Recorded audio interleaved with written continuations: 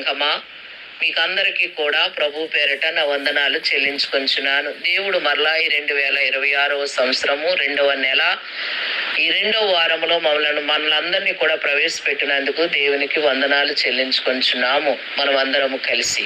ఎందుకనగా ఈ యొక్క ఆఖరి దినాల్లో, అంత్య దినాల్లో, భయంకరమైనటువంటి కాలములో, చెడ్డ మనుషుల మధ్యన, చెడు లోకములో బ్రతుకుతున్న మనలను ఆయన కాపాడి నడిపిస్తున్నందుకు ఆయనకి వందనాలు చెల్లించాలి.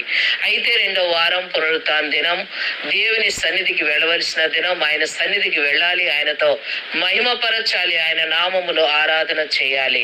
ఎందుకనగా దేవుడు మనకిచ్చినటువంటి ఆ యొక్క ఆదివారం పునరుత్థాన దినం దేవుని సన్నిధిలో గడపవలసిన దినం. ఎంతమంది ఆయన సన్నిధిలో గడపటానికి ఇష్టపడుతున్నారు? దావీదు వలె. దావీదు అంటాడు 23వ కీర్తన 6వ వచనంలో అంటున్నాడు, నేను బ్రతుకు దినములన్నీ కృపాక్షేమములే నా వెంట వచ్చును, చిరకాలం యెహోవా మందిరములో నేను నివాసము చేసేదను. బ్రతుకు దినములన్నీ కూడా దేవుని సన్నిధిలో బ్రతకాలని దావీదు ఆశపడుతున్నాడు. దావీదుకి ఏమి లోటు, దావీదుకి ఏమి అవసరత? దేవుని సన్నిధిలో గడపాలి. ఆయన రాజు కదా, ఆయనకి సమస్తం ఉన్నది కదా. అయినను సరే దేవుని సన్నిధిలో గడపాలని ఆశపడుతున్నాడు. ప్రియ సంఘమా, ఇటువంటి ఆశ నీవు కలిగి ఉన్నావా? దేవుని సన్నిధిలో చిరకాలం బ్రతకాలని ఆశపడుతున్నావా? ఆయన అంటాడు, అదే దావీదు కీర్తనలో 27వ అధ్యాయము 4వ వచనం అంటున్నాడు, నేను దేవుని యొద్ద అనగా యెహోవా యొద్దకు వరం అడిగి తిని దానిని నేను వెదకుచున్నాను అంటాడు. ఏంటి ఆ వరం అడిగి తిని? డబ్బు, ధనము, ఆస్తి, అంతస్తు కావాలని కాదు ఆయన ఆశ, తృష్ణ. కానీ ఆయన అంటున్నాడు, నేను వరం అడిగి తిని అంటున్నాడు. ఏంటి ఆ వరం అంటే? కింద వచనాలు మీరు చదివితే అక్కడ అంటున్నాడు, నేను వరం అడిగి తిని దేవుని యొక్క మందిరములో నివాసము చేయాలని. ఆయన మందిరము నిమిత్తము దావీదు ఎంతగానో తృష్ణ కలిగి ఉన్నాడు. అదే మనం చూస్తే 84వ కీర్తనలో కూడా వ్రాయబడింది ఏంటి అంటే, దేవుని మందిరమునకు వెళ్ళాలని, ఆయన సన్నిధిలో గడపాలని నా యొక్క శరీరము, ప్రాణము ఆశపడుచున్నది, తృష్ణ గురించున్నది. దేవుని సన్నిధికి ఎప్పుడు నేను వెళ్ళుదునా అని.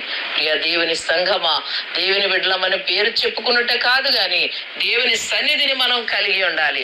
పునరుత్థాన దినము దేవుని సన్నిధిలో ఉండాలి, దేవుని ఆరాధించాలి, దేవుని మహిమపరచాలి.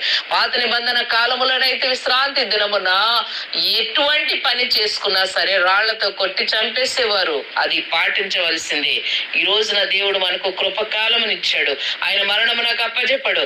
కానీ సాతాను పొంచి ఉన్నాడు మన క్రియలను బట్టి మన మీద పడి మనలను గర్జించు సింహం వలె చీల్చివేయటానికి. నీవు నేను దేవునికైతే సమయాన్ని ఇవ్వాలి. దేవుని ఆరాధించే విడలంగా మార్చబడినప్పుడు దుష్టునికి, అపవాదిని ఎదిరించి అప్పుడు మనం గెలిచిన వారం అవుతాం.